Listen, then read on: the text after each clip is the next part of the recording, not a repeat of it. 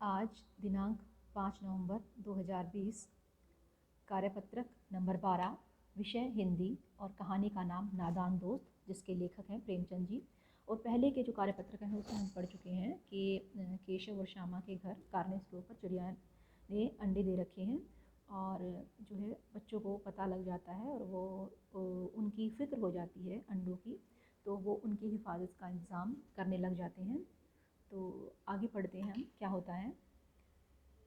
पिछले कार्यपत्रक में हमने पढ़ा कि दोपहर में माँ के सोते ही केशव और श्यामा ने चिड़िया के घोंसले को धूप से बचाने के लिए टोकरी तथा कपड़ों से ढका और पास में ही पानी और कुछ दाने रख दिए। अब आगे दोनों चिड़िया बार बार कार्निस पर आती थी और बगैर बैठे ही उड़ जाती थी। केशव ने सोचा हम लोगों के डर से नहीं बैठती। स्टूल उठाकर कमरे में रख आया, चौकी जहाँ थी वहाँ रख दी। श्यामा ने आंखों में आंसू भरकर कहा, तुमने मुझे नहीं दिखाया। क्या नहीं दिखाया? अंडे। मैं अम्मा जी से कह दूंगी। केशव, अम्मा जी से कहेगी तो बहुत मारूंगा, कहे देता हूँ। श्यामा, तो तुमने मुझे क्यों नहीं दिखाया?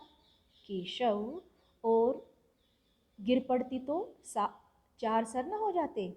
श्यामा, हो जाते तो हो जाते, देख लेना, मैं कह दूंगी। ये कौन कह रही है? श्यामा। इतने में कोठरी का दरवाज़ा खुला और माँ ने धूप से आंखों को बचाते हुए कहा, तुम दोनों बाहर कब निकल आए? मैंने कहा था ना दोपहर को ना निकलना। किसने किवाड़ खोला? किवाड़ केशव ने खोला था, लेकिन श्यामा ने माँ से यह बात नहीं की। उसे डर लगा कि भैया पिट जाएंगे।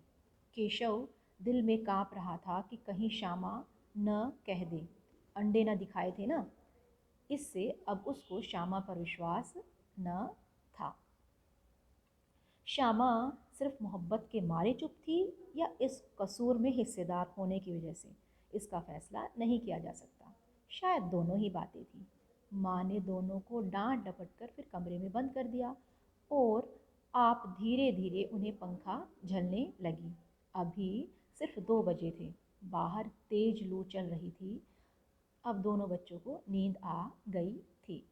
अब ये इसके प्रश्न हैं। पहला प्रश्न है कि माँ के पूछने पर भी दोनों में से किसी ने किवाड़ खोलकर दोपहर में बाहर निकलने का कारण क्यों नहीं बताया? तो इसका उत्तर है क्योंकि उन्हें डर था कि सारी बात बताने पर माँ से डांट खाने को मिलेगी। ठीक है, क्योंकि अगर वो बता देंगे कि वो जो है कार्निश के ऊपर रखे अंडों को देखने आए हैं, उनकी हिफाजत का इंतज़ाम करने आए हैं, तो माँ से ये बात शेयर करने पर उन्हें डांट खाने को मिलेगी। और दूसरा प्रश्न है कि श्यामा की आंखों में आंसू क्यों भर आए? क्योंकि श्यामा जो है वो कार्निस पर रखे अंडों को देखना चाहती थी, है ना। तो क्योंकि केशव ने उसे कार्निस पर रखे अंडे नहीं दिखाए थे, इसलिए उसकी आंखों में आंसू आ गए थे। तीसरा प्रश्न है, माँ ने धूप से आंखों को बचाते हुए दोनों से क्या क्या सवाल किए? जैसे माँ बाहर निकल के आई तो उन्होंने क्या क्या सवाल किए? तो माँ ने दोनों बच्चों से निम्नलिखित सवाल किए। तुम दोनों बाहर कब निकल आए? मैंने कहा था ना दोपहर को ना निकलना। और किवाड़ किसने खोला? तो ये 3 सवाल माँ ने किए। अब चौथा प्रश्न है, माँ के अचानक आ जाने पर केशव क्यों डर गया? क्योंकि वह माँ के मना करने पर भी बाहर धूप में निकल आया था। उसकी माँ ने मना किया था कि बाहर तेज़ धूप है, लू चल रही है तो बाहर मत निकलना। क्योंकि वह माँ के मना करने पर भी बाहर तेज़ में धूप में निकल आया था और छुप कर अंडों की हिफाजत का इंतज़ाम कर रहा था। ठीक है, तो इसलिए माँ के अचानक आने पर वह केशव डर गया था। क्या आपके साथ भी कभी ऐसा हुआ है कि आप कोई काम छुप कर रहे हो और आप पकड़े जाते हो? तो बच्चों ये आपको खुद लिखना है कि अगर आपको जैसे कोई बड़ा, आपकी मम्मी पापा या बड़े भाई बहन दादा दादी कुछ काम करने से मना करते हैं, लेकिन आप उनकी मानते नहीं हो। जैसे कई बार मम्मी कहती है कि दोपहर को धूप में साइकिल मत चलाओ या बाहर मत, गर्मी के मौसम में दोपहर को बाहर मत खेलो, लेकिन तुम्हारा मन करता है और माँ के बिना बताए, जैसे माँ सो जाती है या फिर माँ कुछ काम कर रही होती है और आप लोग बाहर खेलने निकल जाते हो या कोई और काम करने निकल जाते हो। तो जब ऐसा कोई काम करते हो छुप कर, तो फिर बार बार ये डर बना रहता है कि अगर हम पकड़े गए तो डांट पड़ेगी और फिर शर्मिंदा होना पड़ेगा। तो आप अपना अनुभव लिख सकते हैं। और अगर आप नहीं करते हैं ऐसा कोई काम तो इस तरह से लिख सकते हैं, मैं कोई ऐसा काम नहीं करती जिसको करने से मुझे मना किया जाता है, क्योंकि मुझे छुप कर काम करना अच्छा नहीं लगता, हमेशा पकड़े जाने का भय लगा रहता है।